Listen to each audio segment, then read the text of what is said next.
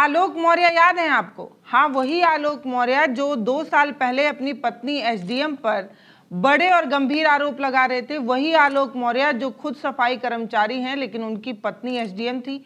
और अब इस पूरी कहानी में एक नया मोड़ आया है। नया मोड़ ये आया है कि वो आलोक मौर्य जो ये कहा करते थे कि उन्होंने बहुत मेहनत की और अपनी पत्नी को एसडीएम बना दिया, वही आलोक मौर्य अब अपने दम पर अधिकारी बनने का प्रयास कर रहे हैं। और जैसे ही ये बात सामने आई, ये गाना बहुत तेजी से वायरल होने लगा। वो गाना था कि ठुकरा के मेरा प्यार अब इंतकाम देखेगी। यानी कि आलोक मौर्य और ज्योति मौर्य विवाद सिर्फ झगड़ा और तलाक तक नहीं है। अब ये विवाद जो है वो सम्मान की लड़ाई का है। अब ये जो विवाद है उसमें आलोक मौर्य ये साबित करना चाह रहे हैं कि वो मेहनत कर कर अगर अपनी पत्नी को एसडीएम बना सकते हैं तो खुद भी अधिकारी बन सकते हैं।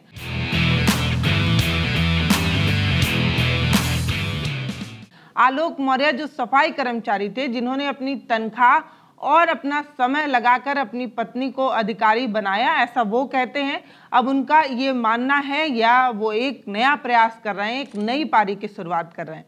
दरअसल एक तस्वीर बहुत तेजी से वायरल हो रही है, ये आलोक मौर्य की है। कानपुर में उन्होंने आरओ एआरओ की परीक्षा दी। परीक्षा देने के बाद जैसे ही वो निकली वैसे ही मीडिया के लोगों ने उन्हें घेर लिया, लेकिन वो किसी भी बाइट को देने से बचते रहे और मीडिया वालों से चुपचाप किल्ली काटकर आगे बढ़ गए। अफसर पत्नी को पढ़ाई में टक्कर देने के लिए आलोक मौर्य जो है हर परीक्षा में बैठ रहे हैं। ऐसा माना जा रहा है कि आलोक मौर्य उस एग्जाम्पल को सेट कर कर रहेंगे जो एग्जाम्पल देकर कहा जाता है कि उत्तर प्रदेश और बिहार के लड़कों का अगर दिल टूटा तो वो अधिकारी जरूर बन जाते हैं। तो लग रहा है आलोक मौर्य भी अब अफसर बनकर ही मानेंगे। इसीलिए लगातार वो हर सरकारी परीक्षा को देते हैं और उस परीक्षा को देकर शायद वो अपनी पत्नी को पद में आकर अब बराबरी का टक्कर देने का मन बना बैठे हैं। कानपुर के पंडित दीनदयाल विद्यालय परीक्षा केंद्र पर वो यूपीएससी आरओ एआरओ की परीक्षा देकर निकले और वहीं से उनकी एक तस्वीर जो आपको स्क्रीन पर नजर आ रही है बहुत तेजी से वायरल हुई और कहा गया कि आलोक मौर्य ने एक नई पारी की शुरुआत की है। ये पारी खुद को साबित करने की है और ये पारी दूसरे की नज़र में अपने कद को बढ़ाने की है।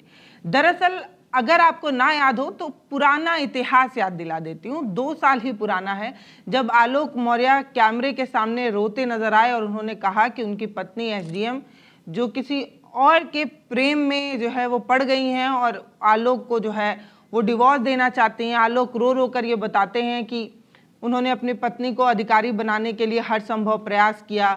सफाई कर्मचारी होने के बाद भी पत्नी की पढ़ाई, किताब, हर जिम्मेदारी उठाई और पत्नी ने आज अधिकारी बनने के बाद उसे ठुकरा दिया है। जब ये मामला सामने आया था तब बहुत सारे लोग आलोक मौर्य के साथ खड़े हो गए थे। कहा कि एक पति ने अपनी पत्नी को पढ़ाने के लिए इतनी मेहनत की, दिन रात खड़ा रहा, सफाई कर्मचारी होने के बाद भी पत्नी को अधिकारी बनाया, कोचिंग दिलाया, किताबें दिलाई, सुविधाएं दिलाई और आज पत्नी जब अधिकारी बन गई है तो पति को धुतकार रही है। कैसी पत्नी है? बहुत सारे लोगों ने ज्योति मौर्य को खूब खरी खोटी सुनाई, लेकिन एक तबका ज्योति मौर्य के साथ भी खड़ा रहा।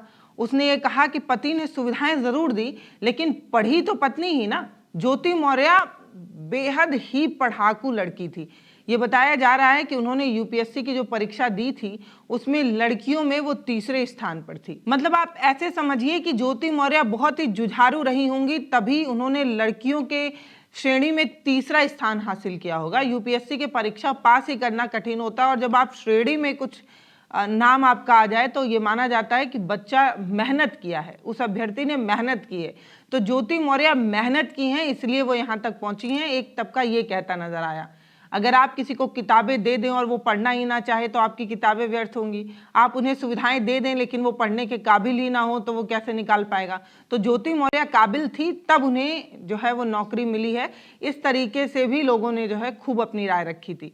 तो ज्योति मौर्य काबिल हैं या आलोक मौर्य ने उनको पढ़ाने की मेहनत की है, ये तो एक चर्चा का विषय रहा और बहुत तेजी से खूब सुर्खियां बटोरा। 1 साल तक इस पर खूब चर्चा हुई, अभी भी होती है क्योंकि ये मामला कोर्ट में है और ज्योति मौर्य के खिलाफ आलोक मौर्य कोर्ट में जाकर अब ये कह रहे हैं कि उन्हें पैसा चाहिए। आलोक मौर्य ज्योति मौर्य के खिलाफ कोर्ट पहुंच जाते हैं और गुजारा भत्ता की मांग करते हैं। फिर एक चर्चा होने लगती है कि क्या कोई पति अपनी पत्नी से गुजारा भत्ता मांग सकता है, लेकिन आलोक मौर्य ये कहते हैं कि ज्योति मौर्य क्योंकि अधिकारी हैं, वो खूब पैसा कमाती हैं, इसलिए उन्हें गुजारा भत्ता चाहिए, क्योंकि केस लड़ने के लिए बहुत सारा पैसा लग रहा है और समय भी लग रहा है। एक 4th ग्रेड का सफाई कर्मचारी इतना पैसा कहाँ से लाए।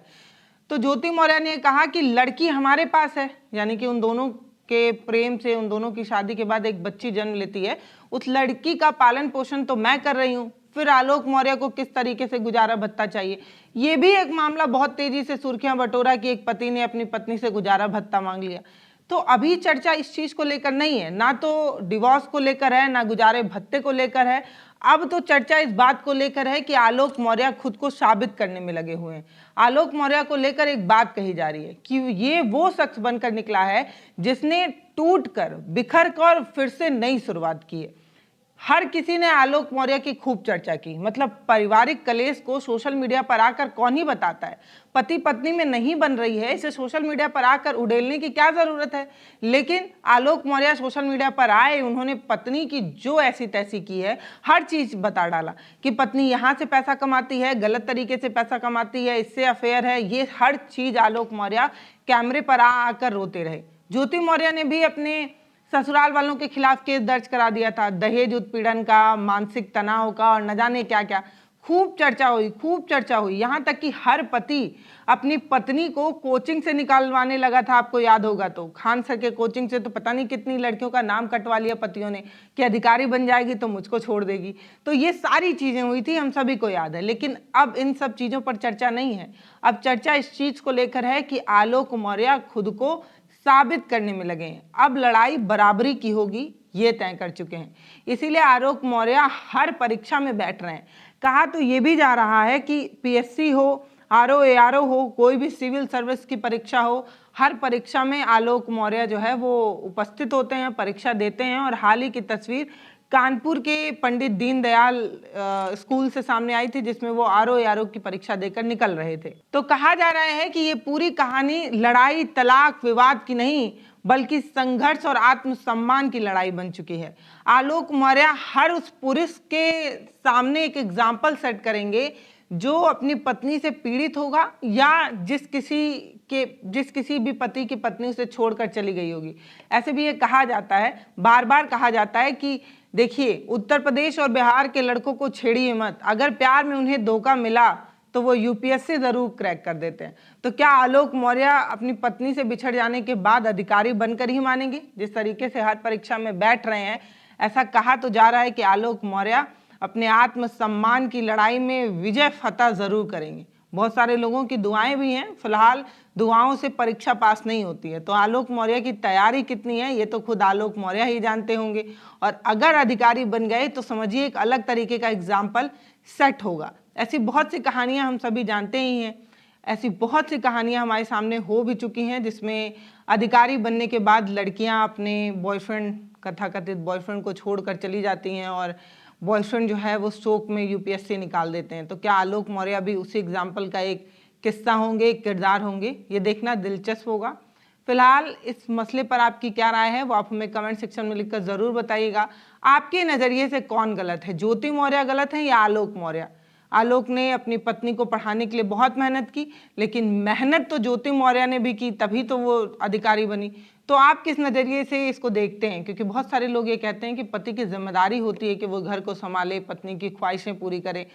तो पत्नी अगर अधिकारी बनना चाह रही थी तो एक ख्वाहिश पूरी करने में अगर पति ने कुछ कर ही दिया है तो क्या नया किया है। ऐसे भी औरतें खाना बनाती हैं, बर्तन धुलती हैं, सारा घर का काम करती हैं। तो एक ये दो अलग अलग सोच है, एक महिला को फेवर करने वाली, एक पुरुष को फेवर करने वाली।